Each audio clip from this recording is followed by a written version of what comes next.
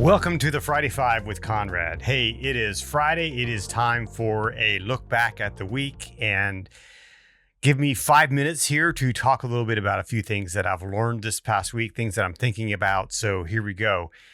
I will first of all want to apologize to all of you who are normal podcast listeners. If you tuned in to Apple Podcasts or any of the audio channels, and all you got this week was the last couple minutes of the podcast episode. I don't know what happened.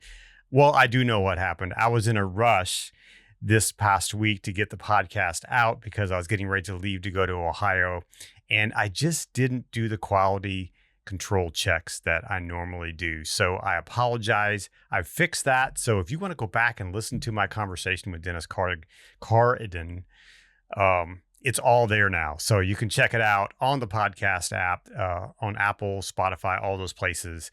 And I just want to apologize because that's what happens when you get in a rush. When you get outside of when I get outside of my normal routine and I overstep or I overlook steps that I normally would take to double check everything.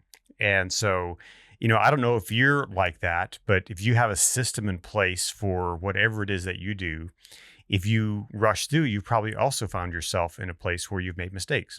And so I made a mistake. And so I apologize. It's all back up there and you should be able to listen to the whole episode. So go over to Apple or Spotify or wherever you listen to your podcast and check it out. It'll be available. But this past week, I had the privilege of attending the 8th Annual Firefighter Health and Wellness Conference in Xenia, Ohio. Yeah, no one's probably ever heard of Xenia, Ohio. I only knew about it because I went to college nearby. My alma mater, Cedarville, is just up the road from Xenia. And so it's a small town just southeast of Dayton, Ohio, but it has a powerful group of people there who host this annual Firefighter Health and Wellness Conference. And it was so much fun. It was a conference. They have a movie theme. Seems like every year. This year, it was The Big Lebowski. I mean, they had the whole stage looking like The Big Lebowski, like a bowling alley. Jim and Nick, the guys who manage this thing, they're amazing. I just want to give a big shout out to them for their work on putting this together. I was actually just registered to attend. I wasn't going to present. I was just going to go there as an attendee, just to learn and to connect with firefighters.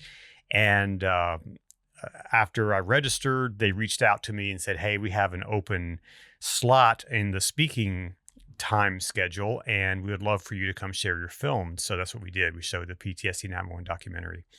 And so something that I learned this week is that always be ready.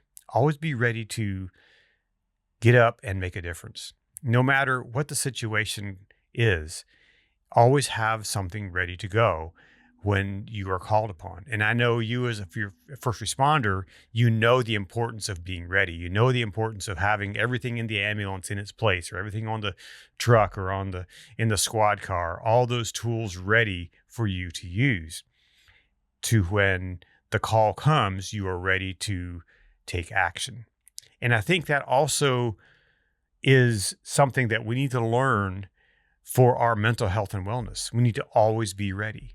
And how we do that is we do the little things every week, every day.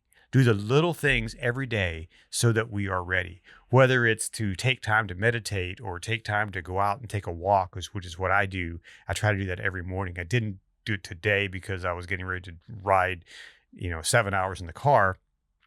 But tomorrow morning, I'm going to get up. I'm going to walk. I'm also going on a bicycle ride tomorrow morning with my buddy John.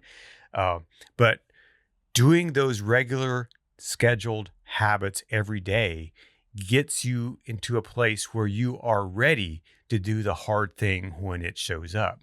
And so I would encourage you today to do those things, to take time every single day to do the little things, because as the old proverb says, it's the little foxes that spoil the vines. If you don't take care of the little things, those little things turn into big things. And when the big thing comes, when the challenges come, then you're not ready. So for me, my daily habit is to get up. I have a devotional, quiet time, prayer time, and then I go on a 2-mile walk every day. It gets me ready. It centers me. It gets me breathing some fresh air, and I try to do that every day. And so the other thing that I've learned this week, and I don't know if you're on TikTok, I want to just ask you to follow me. Yeah, I'm a TikToker for better or for worse, but what it's done for me. So this month, October, I decided to do Sober October. Now, I'm not a raging alcoholic. I like to have a glass of wine with, my piece of pizza, or, I don't drink much. But I decided for the month of October, I'm not going to drink at all. I'm not going to have any alcohol, no wine, no beer, nothing. And so it's been a lot of fun. It's been a lot of fun to do that, and to realize that even when I'm traveling, I'm away from home. Last night I was out to dinner, and it would have been easy just to order a glass of wine with my chicken that I had. But I knew that I'm putting these things out on TikTok every single day. Today was day 17, and I put that out that I'm, doing Sober October. I knew I would not be honest, not only with myself, but with my audience. And so sometimes you have to challenge yourself in ways and make it public so that the people around you can hold you accountable. And I kind of feel that's what's happening with the Sober October thing. The folks that are following me on Twitter, on TikTok, I get amazing comments on there. I had one lady the other day comment, and she said, "I'm 1,000 days in." And I was like celebrating with her. Yes, 1,000 days of no alcohol. And that's amazing. That's 3 years. That's an amazing accomplishment. I had someone else say, "Hey, I just started. I'm just a few days in." And so I celebrate that as well. And so, hey, we still have, 2 weeks left in the month. If you want to join me for Sober October, let's do that. Let's do it together. We can do that. We can go alcohol free for the rest of the month. And I challenge you to do that. And so if you don't have TikTok, don't get it, because it'll just suck your life away. But if you do have TikTok, follow me on TikTok. Search my name on TikTok and you'll find it, okay? Hey, this has been the Friday Five. I hope you have a great Friday. I hope you have a great weekend. And come back next week for a brand new podcast and another Friday Five. And see what I'm learning next week. So in the meantime, take care of yourself, take care of those around you, and go out and do something great in the world. Take care.